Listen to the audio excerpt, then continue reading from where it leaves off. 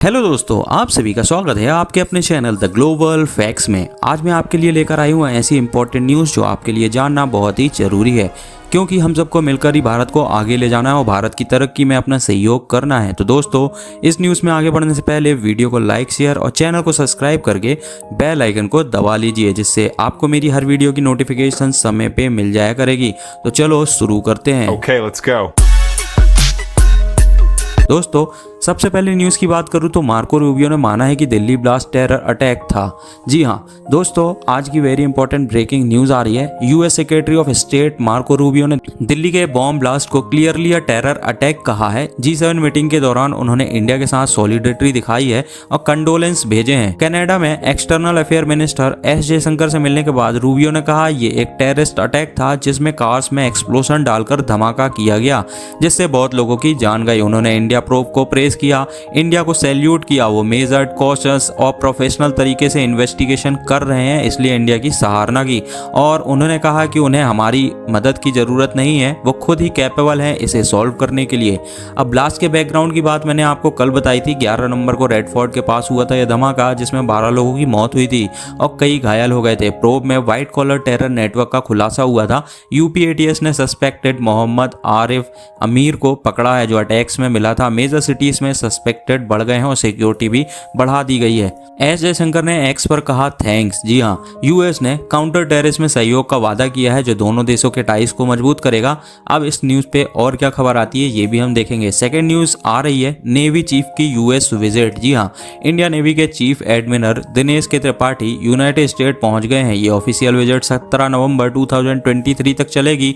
इसमें यूएस के top defence और नेवल लीडर से मुलाकात होगी और की इंस्टीट्यूशन के दौरा भी किया जाएगा। सबसे पहले एडमिरल त्रिपाठी एडमिरल सैमुअल जे पापरो से मिलेंगे, जो यूएस इंडो पैसिफिक कमांड के कमांडर हैं। फिर एडमिरल स्टीफेंस टी कोलहर से बात करेंगे, यूएस पैसिफिक फ्लीट्स के हेड। इनके अलावा यूएस डिपार्टमेंट ऑफ डिफेंस के सीनियर ऑफिशियल से भी डिस्कशंस होगी। ये मीटिंग्स इंडो पैसिफिक के शेयर्ड चैलेंज पर फोकस करेगा।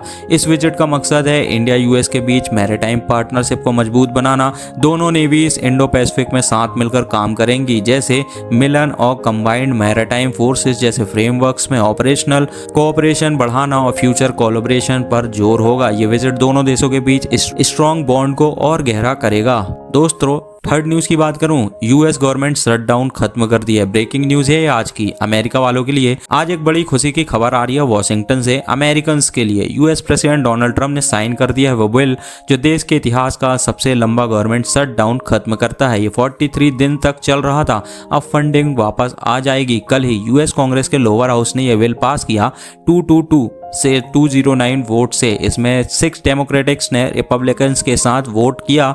ये बाई पार्टीज में सपोर्ट था, जो शटडाउन जल्दी खत्म करने में मददगार साबित हुआ। सीनेट की रोल की बात करें तो मंडे को यूएस सीनेट ने पहले ये बिल अप्रूव किया, जो गवर्नमेंट को फंड करने और शटडाउन बंद करने के लिए था। आज ये हाउस पहुंचा और जहां अप्रूवल मिल ही गया। ओवल ऑफिस में बैठे ट्रंप ने तुरंत ही बिल पर साइन कर दिया। अब फेडरल एजेंसीज को फंडिंग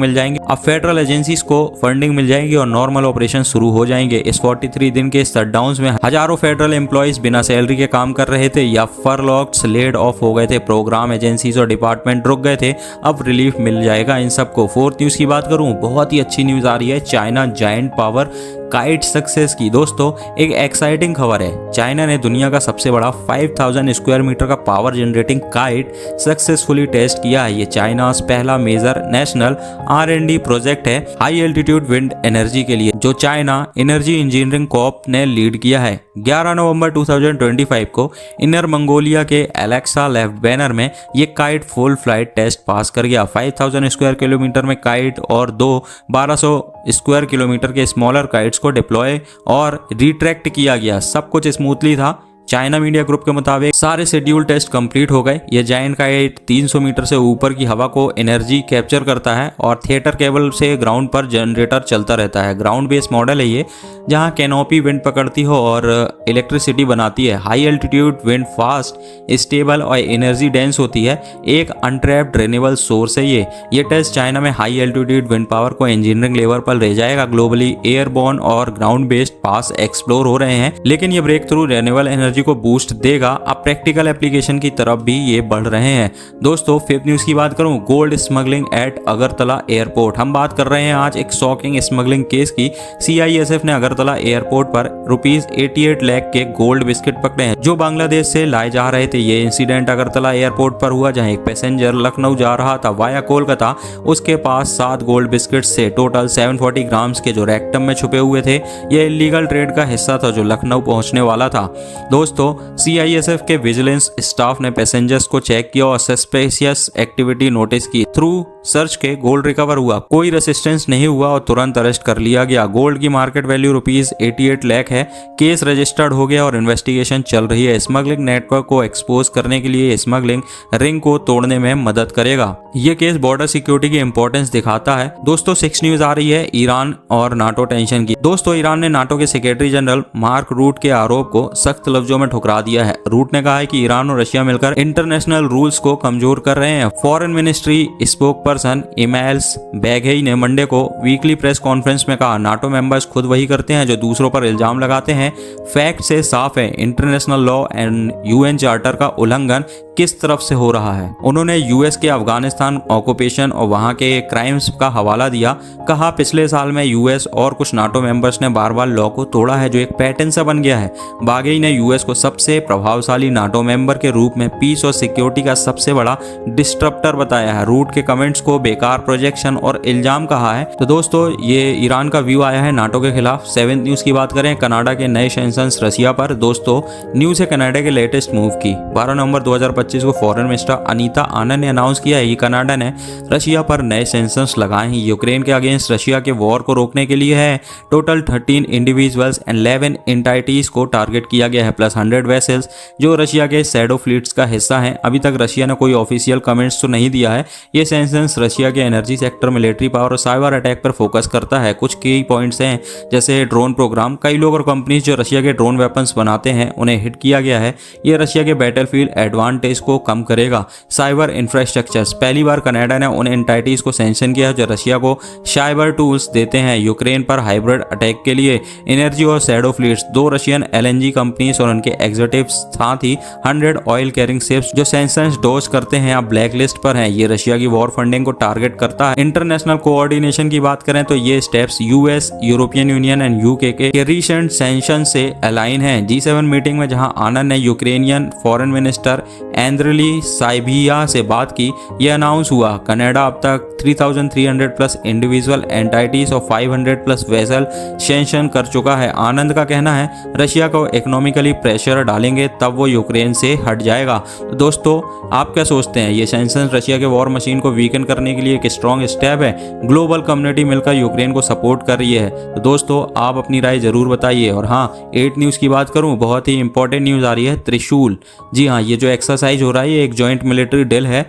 आज हम बात करने वाले हैं एक्सरसाइज त्रिशूल की, जो इंडियन आर्मी, नेवी और एयरफोर्स का तीनों सर्विस का जॉइंट एक्सरसाइज है। गुजरात के थार डेजर्ट से कच्छ तक चल रहा है और अब कल्मिनेट हो रहा है सौराष्ट्र कोस्ट पर एम्बिफिशियस ऑपरेशन के साथ। स्टार्ट हुआ था 2 नवंबर से और ये मल्टी ड्रोन कैपेबिलिटीज जैसा electronic welfare, cyber operations and drone operation को टेस्ट कर रहा है। इसमें तीनों टॉप कमांडर शामिल से lieutenant general Dhirendra Seth southern command army, vice admiral Krishna Swaminathan western naval command navy और air marshal Nagesh Kapoor south western air command air force, ये सब INS विक्रांत पर बोर्ड किए जहां उन्होंने डेमो देखा। पिछले 2 हफ्तों में थार में मारजूरवाला और अखंड प्रहार जैसे सब एक्सरसाइज हुए जहां कंबाइंड आर्म्स ऑपरेशंस और जॉइंट फायर्स इंटीग्रेट किए गए।